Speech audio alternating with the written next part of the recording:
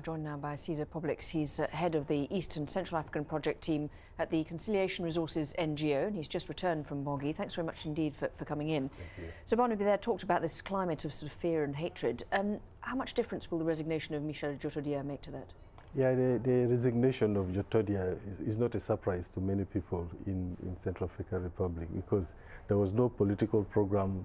The command structure of the army was absent, and insecurity was the problem in Central African Republic. So it's a relief for the people of Central African Republic. But given the kind of violence we've seen over the last few weeks and the sectarian nature of it, how do you come back from that sort of level of mistrust between communities who used to seem to kind of coexist quite well? Yes, the risk now is really increased violence, possibly on the Muslim community by the anti-Balaka militia groups, because they've really been suffering for a very long time since Djotodia came to power. This is simply a reaction to the lack of security in the countryside.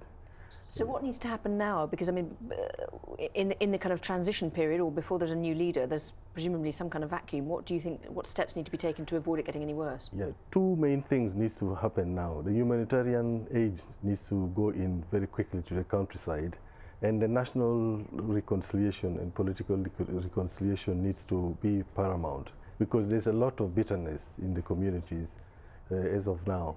There is hope for national reconciliation, because the religious leaders, we've been working with them.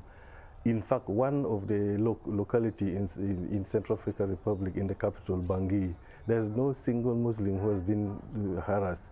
There's no shops which has been looted. So there is already a hope that the religious leaders, supported within their own communities, can spread this what happened in this locality, so to the other parts of Bangui. What about the involvement of other regional powers? Because we've had obviously the role of Chad. I mean, the resignation happened in Chad, and it was seen as very much perhaps being the push from the Chadian government to get Djotodia to resign. Yeah. I noticed that some of the newspapers in Bangui are quite critical and suggesting that one of them has a headline, Central African Republic capital in N'Djamena, which is obviously the Chadian capital. So they're seeing it as very much Chad essentially taking over the government or having an influence on the government. Yeah. How much of that is going to be an issue in terms of creating a sort of more stable situation post all this violence? Yeah, when Djotodia resigned today, the most important thing that needs to happen now is the discipline of Seleka. The middle-ranking commanders who are in the villages needs to be disciplined, because they are really associated to Chadians directly.